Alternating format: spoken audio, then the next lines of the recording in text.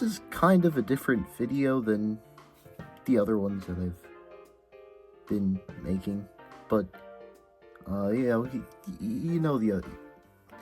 If you've seen the other videos that I've made, and then you'd know, or maybe this is the first video that you've come across on my channel. But today I just kind of want to talk about. I've made a few comic books before, and there are a lot of them that would be unfinished. I'd just start them and then they would never get finished. And I have the ideas for the storylines and everything, and it would all be planned out, but then nothing would really happen, right? It is hard to get things going. It's not about getting things going exactly, but I think mostly for me it was when you get the first panels written down for the comic book, but then you're excited for what you get to illustrate later on, but not what you have to get through at the beginning. So I just kind of wanted to say that one of the first ways to get past this isn't to throw away the paper that you've already created, but just to say that you don't have to wait. You might not have to wait as long for your comic book to get interesting as you think, right?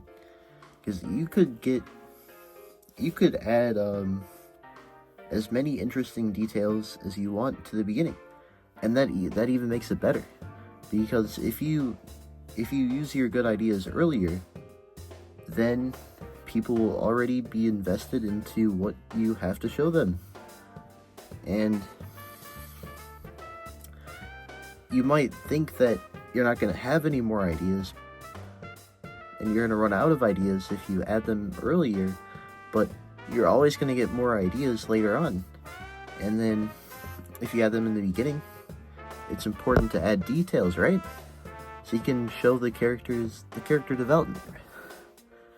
So with that, I would say step one of creating a story, or a comic book, or just any story in general, mainly, is to make it so that it's flexible in what you can add next. Or you don't even have to make it flexible for what to add next. Just mostly you need to be, or you don't have to do exactly what you were thinking about doing at the beginning, right? Just think about this.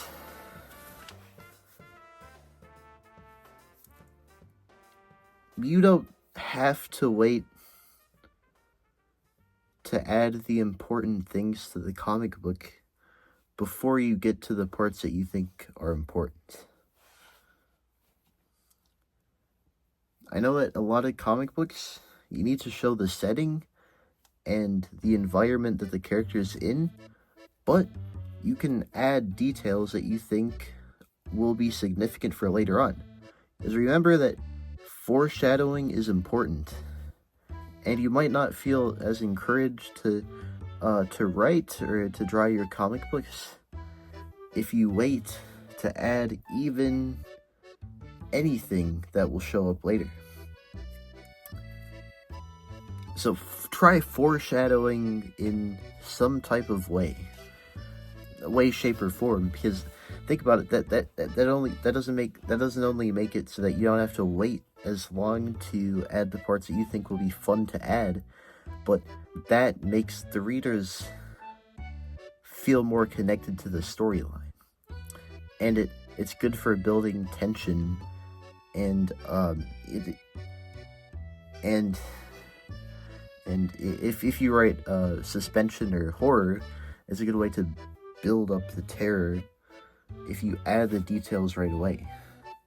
Because with horror, for example, I write usually action, drama, sci-fi, maybe even a little bit. But with horror, you gotta think about it. Every step in the beginning it's every detail is intentional. Mostly 99% of the time is intentional in how it makes you feel. So I can create wonder for what happens in the future for the main characters, and then as the time is ticking, they find the answer for their questions. And it's not necessarily a pretty answer. Sometimes the villain, step 2. When you introduce the villain, you don't have to explain the villain. Just let them enter the room. That was something that Quentin Tarantino said, or I don't know if he actually said it, because it was a video about Quentin Tarantino talking about a meme on the internet, the Tung Tung Tung Sahur meme. But it just sounded like a really good point. You don't explain the villain, you just let them enter the room. And the villain is sometimes the uncomfortable truth to the main character's questions. And then on the other side of the perspective, the villain is thinking, or the anti-hero is thinking, their answers have been, their questions have been answered the moment that we've made eye contact. And then the villains, while they believe this, they also believe that it doesn't have to be this way, but sometimes the villains believe that they are pure. More pure than the other character. Or the villain fears that the other character is more pure in a way than they are. Now, what do I mean when I say, like, pure, right? Pure, I'd say, like, pure in passion, right? Or pure is in a way of innocence. It's not innocence, but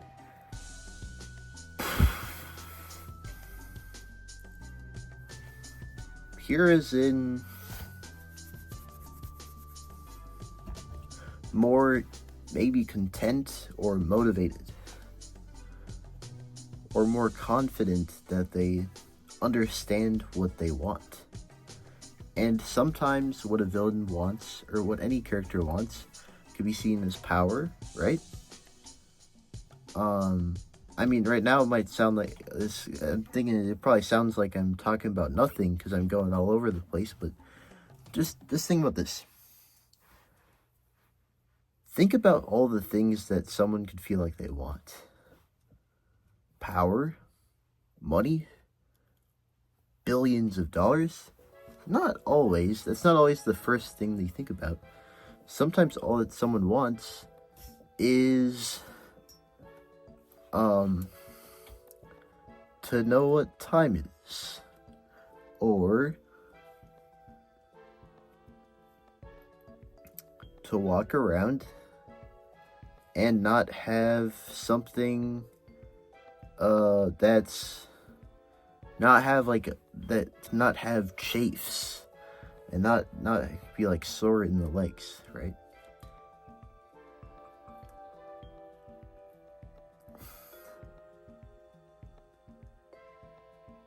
Or in another case, sometimes you'd never realize how strong the feeling of want is, or need, until you think about when you're crying, or if you have a vault filled with $5 million and then the vault is gone, and then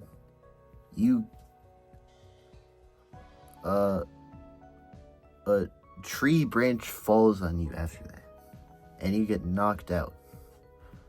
You'd probably be thinking to yourself, what I want now is very clear, because all I want is to know that besides all that, everything's gonna be fine. Now, sometimes a villain will blame other characters, but not in always a lame way, or pretty much never in a lame way, or they verbally blame the main character. Well, don't get me wrong, there have been some good fiction where there's the scene between the main character and the villain or the anti-hero, and the anti-hero is explaining why it's the villain's fault that things have gone the way that they have. And the villain explains that it's the main character's fault for their own problems. But that doesn't have to verbally come out. Because the villain might think that, and even though the villain doesn't, my iPad just ran out of battery, man. But I can keep talking, right? Even though the villain doesn't say any of those things, that doesn't mean that the villain doesn't believe them.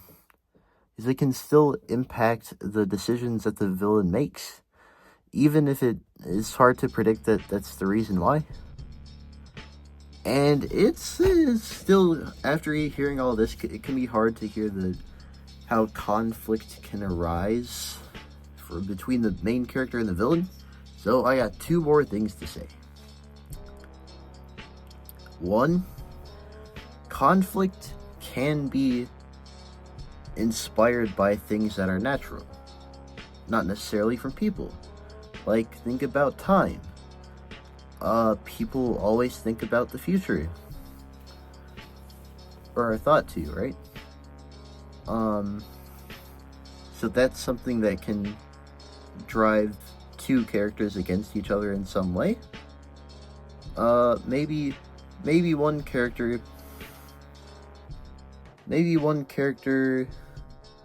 has a song that they like, and then say that you have been put into this game by robots, and then the robots say you can either bring a speaker that plays Gangnam Style, or you can bring a bed. And then the other guy says, I want to do the speaker. All we need is the speaker, man, as we can have Gangnam Style. You say, no, I think the bed. You take the bed, and then all of a sudden, the robots put you into the submarine, and you have a bed but no Gangnam Style. When all things go wrong, and you have no sound and it's quiet, you tell the villain that something went wrong with the anti-hero, and the anti-hero shrugs and says, well, you did this to yourself, and we will see what happens. Now, the villain doesn't have to say that they think this, and this doesn't have to exactly be the same scenario with robots putting you in a submarine and giving you two options of what to put in the submarine. Excuse me. But still, this is kind of a better way to kind of understand the concept of it. Secondly, what I would say is that a quick cheat code to rise the stakes in any storyline is to make a scene take place on a ledge where it's high enough for someone to fall to their death. That's a pretty quick way to raise the stakes. Especially if it's over a marble floor, you know? Like, or over the ocean. Maybe the Arctic Ocean, but, you might get the point. So yeah, thank you for your time.